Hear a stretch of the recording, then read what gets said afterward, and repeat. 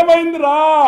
Hello guys, welcome back to our channel. ఇంతకుముందు అయితే విజయ్ అన్న సినిమాలు అయితే ఒక బీస్ట్ కానీ, ఒక వారసుడు కానీ ఇలాంటి సినిమాలు అయితే వచ్చాయి. ఇప్పుడు కూడా ఇలాంటి రొటీన్ షోతో రావడం అయితే జరిగింది. విజయ్ అన్న ఒక నార్మల్ స్టోరీ, ఒక రా ఏజెంట్ ఇలా చేయడం, అది సినిమా అంతా నార్మల్గానే ఉంది, రొట్టగా అయితే ఉంది. నాకైతే నచ్చలేదు సినిమా, ఎక్కడ కూడా నచ్చలేదు.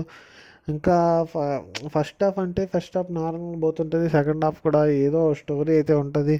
ఒక రా ఏజెంట్ ఉంటాడు, రిటైర్డ్ అయిపోయి ఉంటాడు, అతన్ని మళ్ళీ తీసుకొని వచ్చేసి అతన్ని ఇంతకుముందు ఏదైతే ఉంటుందో దాన్ని తీసుకొని వచ్చేసి మళ్ళీ అతని మీద రుద్ది ఎలా అయితే కారణాలు ఎత్తుకుంటూ పోతాయో అలా ఈ ఇంతకుముందు చేసిన ప్రాజెక్ట్ అయితే దీన్ని మళ్ళీ ఇతన్ని ఎత్తుకుంటూ రావడం, మళ్ళీ ఇతన్ని కంబ్యాక్ రావడం, అలాగే అయితే చూపించే సినిమా అంతట్లో ఎక్కడ కూడా అసలు రొట్ట అనిపించింది సినిమా. ఎక్కడ కూడా నార్మల్గా అయిపోయింది. ఒకటైతే మెచ్చుకోవాలి విజయనని, ఏజ్కి ఇంత ఏజ్ వచ్చినా కూడా మూవీస్ బాగా తీస్తున్నాడు, అది ఒకటైతే మెచ్చుకోవచ్చు.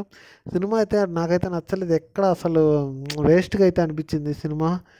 ఇంకా మైనస్ పాయింట్స్ అంటే మైనస్ పాయింట్స్, అన్ని మైనస్ పాయింట్స్ సినిమాకి. ఎక్కడ సాంగ్స్ కూడా అసలు ఏం బాగాలేవు సినిమాలో.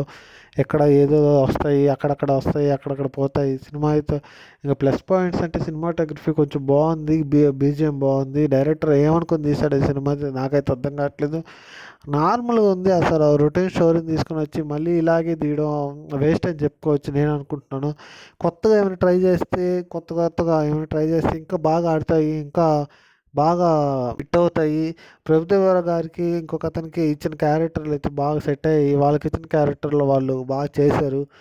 ఎవరికి ఇచ్చిన వాళ్ళ క్యారెక్టర్లు వాళ్ళు అయితే బాగా చేశారు, కానీ సినిమా ఇంకా కొంచెం బాగా తీయాల్సిందిగా నాకు అయితే అనిపించింది. మీరేమనుకుంటున్నారు? కామెంట్ అయితే చేసేయండి. Thank you guys.